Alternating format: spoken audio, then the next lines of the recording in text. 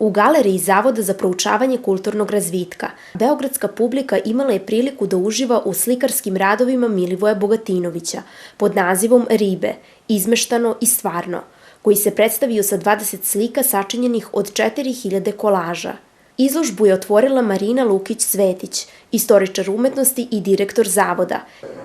Vrlo mi je bilo neobično da jedan autor istraje u istoj ideji, da varira istu temu i kada mi je gospodin Bogatinović rekao da je uradio 4000 kolaža sa temom riba i fantastičnih morskih bića, bilo mi je neverovatno, a uz to nijedan kolaž nije isti i uopšte se ne ponavlja.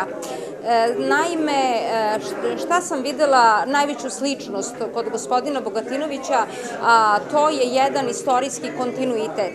Ako krenemo od ribe kao hrišćanskog motiva, kao motiva Hrista, možemo i pre Hrista zapravo da krenemo od praistorije, da krenemo od vinčanske kulture, zatim Lepenskog vira, od manastira Gračanice gde imamo takođe fantastična morska bića. Ako krenemo kroz kompletnu istoriju umetnosti, kroz flamansku umetnost, a sve do današnjih dana ribe su prisutne, ali u ovolikom broju i na ovoliko radova to je neverovatno. Helenizam, helenistički podni mozaici i taj horor vakuj, odnosno strah od praznog prostora. Zbog toga su i taj helenistički princip je zapravo na Milivojevim slikama, odnosno kolažima prisutan i on je prenaselio ta svoja fantastična mora, to zapravo gde on smišlja uvek novu priču, daje uvek nove oblike i zato sam izložbu i nazvala da je ono viđeno što je viđeno i ono još što je izmaštano.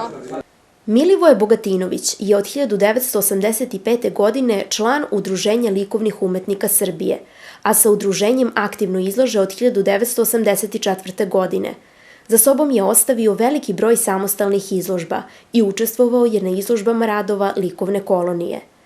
Na izložbi u galeriji Zavoda za proučavanje kulturnog razvitka, koja nosi naziv Ribe, izmeštano i stvarno, objasnio je šta je predstavio ovom izložbom i koliko je značajna za njega kao slikara.